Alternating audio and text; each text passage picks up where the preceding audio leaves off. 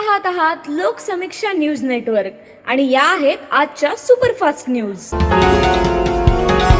या बातमीपत्राचे प्रायोजक आहेत नंदिनी कलेक्शन, फक्त महिलांचे परिपूर्ण दालन, माऊली निवास, कल्याण मंडपमच्या बाजूस, यशोधन नगर, परभणी। नमस्कार, मी प्रभू दिपके लोकसमीक्षा न्यूज नेटवर्क मध्ये आपलं स्वागत करतो। आपण पाहत आहात परभणीचं एकमेव बातमीपत्र Loksamiksha superfast. Red Apple exclusive MIDC परिसर परभणी। परभणी शहर महानगरपालिकेच्या निवडणुकीसाठी राष्ट्रवादी काँग्रेस पक्ष आणि राष्ट्रवादी काँग्रेस शरदचंद्र पवार पक्षामध्ये युती झाली असल्याची माहिती राष्ट्रवादी काँग्रेस पक्षाचे प्रवक्ते सूरज चव्हाण यांनी आज परभणीत झालेल्या पत्रकार परिषदेत दिली आहे। यावेळी राष्ट्रवादी काँग्रेसचे जिल्हाध्यक्ष आमदार राजेश विटेकर, शहराध्यक्ष प्रताप देशमुख, मधुकर राजे आर्दड, दादासाहेब टेंगसे, अक्षय देशमुख, रोहन सामाले आदींची यावेळी उपस्थिती होती। तर जागा वाटपाबाबत राष्ट्रवादी काँग्रेस शरदचंद्र पवार पक्षाच्या खासदार फौजिया खान आणि इतर पदाधिकाऱ्यांसोबत थोड्याच वेळात बैठक घेऊन जागा वाटपाची सूत्र निश्चिती करण्यात येईल। ही सर्व प्रक्रिया आज दुपारपर्यंत पूर्ण होण्याची अपेक्षा असल्याचं चव्हाण यांनी सांगितलं। तर महायुतीतील भाजपा आणि शिवसेनाबाबत कुठलेही मतभेद नसून स्थानिक कार्यकर्ते, पदाधिकारी आणि जनभावनेचा विचार करून राष्ट्रवादी काँग्रेस शरदचंद्र पवार पक्षासोबत महापालिका निवडणुकीच्या पार्श्वभूमीवर स्थानिक पातळीवर युती करण्यात आली असल्याचं त्यांनी सांगितलं।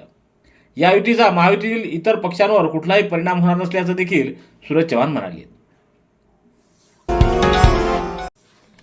पाथरी शहरात झालेल्या अनेक घरफोडी गुन्ह्यातील आरोपीचा शोध घेण्याकामी स्थानिक गुन्हे शाखेला पोलीस अधीक्षकांनी दिलेल्या आदेशावरून स्थानिक गुन्हे शाखेने चौकशी केली असता मिळालेल्या गुप्त माहितीवरून पाथरी शहरातल्या सागर कॉलनी येथील एका विधी संघर्षग्रस्त बालकाला चौकशी कामी त्याच्या पालकाच्या उपस्थितीत ताब्यात घेण्यात आला असता या विधी संघर्षग्रस्त बालकानं शहरातील ओंकारनगर, गौतमनगर आणि विठ्ठलनगर येथील घरफोडीच्या गुन्ह्याची कबुली दिली।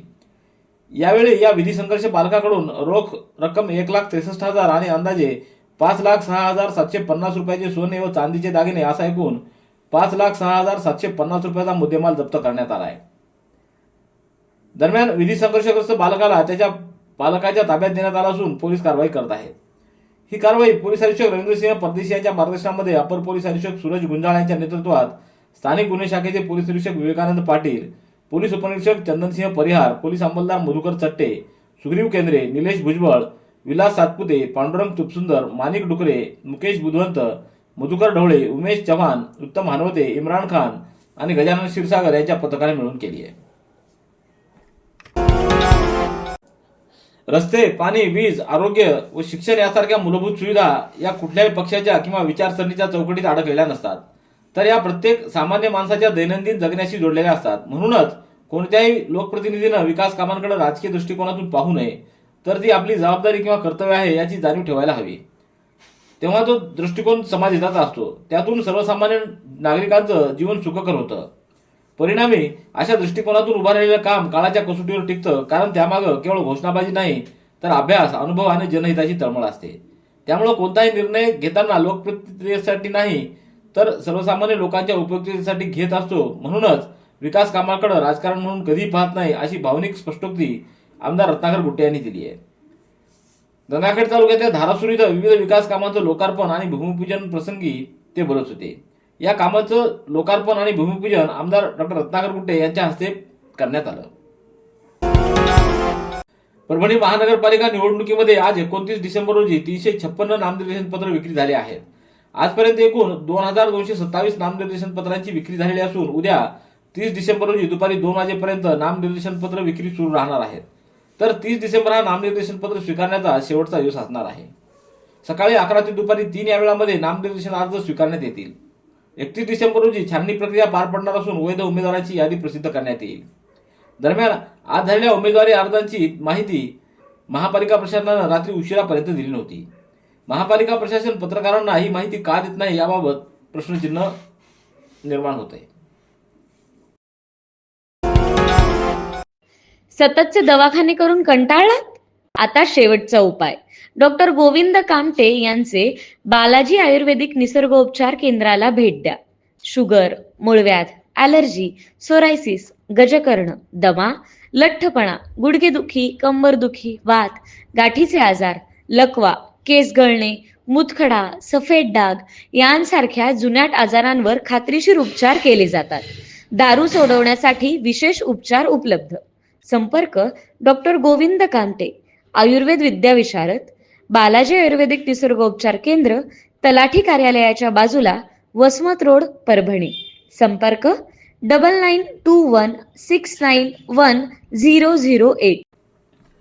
सेलूच्या श्रीराम प्रतिष्ठान संचलित जिज्ञासा बहाली विहार व LKR रोडगे प्रिन्स इंग्लिश स्कूल इथं एकात्मिक आदिवासी विकास प्रकल्प व राजे यशवंतराव होळकर शैक्षणिक योजनेअंतर्गत अनेक आदिवासी विद्यार्थी गुणवत्तापूर्ण इंग्लिश माध्यमाचं शिक्षण घेत आहेत.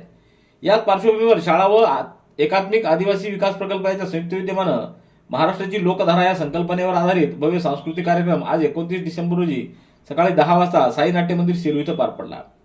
महाराष्ट्रातील विविध लोककला, परंपरा, लोकनृत्य व सांस्कृतिक वारसा विद्यार्थ्यांनी सादर केलेल्या प्रभावी कार्यक्रमातून साकारण्यात आला. यावेळी लावणी, पोवाडा, कोळी नृत्य, गोंधळ, भारुड, आदिवासी नृत्य अशा लोककलेच्या सादरीकरणानं प्रेक्षकांची मनं जिंकली. या कार्यक्रमाच्या अध्यक्षस्थानी डॉक्टर संजय रोडगे हे होते. यावेळी त्यांनी अध्यक्षीय भाषणामध्ये एकात्मिक आदिवासी विकास प्रकल्पांतर्गत राबवण्यात येणाऱ्या विविध शैक्षणिक उपक्रमांची माहिती दिली. वेदनेची कळ मारण्यासाठी जुनी लोक चटका देत असत. ग्रामीण साहित्य हे सुद्धा ग्रामीण भागातील लोकांच्या वेदनेची कळ मारण्यासाठीच असल्याचं प्रतिपादन लेखक आसाराम लोमटे यांनी केलंय. साहित्य अकादमी दिल्ली व जिल्हा परिषद प्राथमिक शाळा रायपूर यांच्या संयुक्त विद्यमानं ग्रामलोक हा कार्यक्रम आयोजित करण्यात आला होता. याप्रसंगी अध्यक्षीय समारोप करताना ते बोलत होते. यावेळी प्रमुख अतिथी म्हणून गटविकास अधिकारी उदय जाधव, गट शिक्षण अधिकारी गजानन वाघमारे, डॉक्टर राजाराम झोडगे, डॉक्टर राजेंद्र गहाळ, बबन आव्हाड, त्र्यंबक वडसकर, सुरेश हिवाळे यांची उपस्थिती होती. परभणी जिल्ह्यातील दिव्यांगांच्या सक्षमीकरणासाठी तसंच त्यांच्या विविध समस्या जाणून घेऊन त्यावर उपाययोजना करण्याकरिता जिल्हाधिकारी संजय सिंह चव्हाण यांच्या अध्यक्षतेखाली 31 डिसेंबर रोजी सकाळी 11 वाजता जिल्हाधिकारी कार्यालयात बैठक आयोजित करण्यात आली आहे. या बैठकीमध्ये केंद्र व राज्य शासनामार्फत दिव्यांगांसाठी राबवण्यात येणाऱ्या विविध कल्याणकारी योजना व योजनांच्या लाभांबाबत येणाऱ्या अडचणी तसंच UDI कार्ड संदर्भातील प्रश्नांवर सविस्तर चर्चा करण्यात येणार आहे. दिव्यांगांना आपल्या समस्या, तक्रारी व सूचनांचे मुद्दे लेखी स्वरूपात सोबत आणावेत. या बैठकीला जिल्ह्यातील दिव्यांगांसाठी कार्य करणाऱ्या विविध सेवाभावी संस्था, सामाजिक संघटनांचे प्रतिनिधी तसंच नागरिकांनी उपस्थित राहावं असं आवाहन करण्यात आलंय. परभणी शहरातल्या आनंदनगर धारोड परिसरातून एक तरुण बेपत्ता झाल्याची तक्रार नारळपेठ पोलिसात दाखल करण्यात आली असून पोलिसांकडून त्याचा शोध सुरू करण्यात आलाय. बेपत्ता तरुण कोणाला आढळून आल्यास तपासिक पोलीस निरीक्षक कदम किंवा नारळपेठ पोलीस ठाण्याशी संपर्क साधावा असं आवाहन पोलिसांनी केलंय. धारोडवरील आनंदनगर येथील संगीता दत्तात्रय पोटे यांच्या बहिणीचा मुलगा दीपक सुधाकर सुरवसे, वय 26 वर्षे, राहणार एकसर डोंगरी, बोरीवली, मुंबई हा 22 डिसेंबर रोजी दुपारी 1:30 वाजता परभणी शहरातल्या आनंदनगर धारोड येथून आपणा कॉर्नर इथं मोबाईल विकणार आहे व माझ्या घरी जाणार नाही असं कारण सांगून निघून गेला आहे. त्याचा मोबाईल बंद आहे व तो घरी आला नाही. या प्रकरणी नारळपेठ पोलिसात तक्रार दाखल करण्यात आलेली आहे. या तरुणाचा रंग गोरा, चेहरा गोल, केस काळे, उंची 5 फूट 5 इंच, बांधा मजबूत, अंगात शर्ट पॅन्ट असून मराठी हिंदी भाषा त्याला येते.